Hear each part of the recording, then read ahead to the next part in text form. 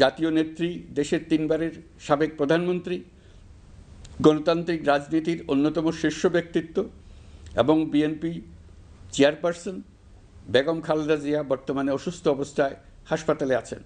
এই বিষয়টি আমাদের সকলের জন্যই উদ্বেগের বিষয়।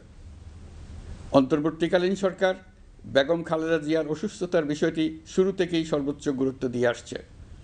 বেগম খালেদা জিয়া বাংলাদেশের ইতিহাসের একটি গুরুত্বপূর্ণ অধ্যায়ের অবিচ্ছেদ্য অংশ।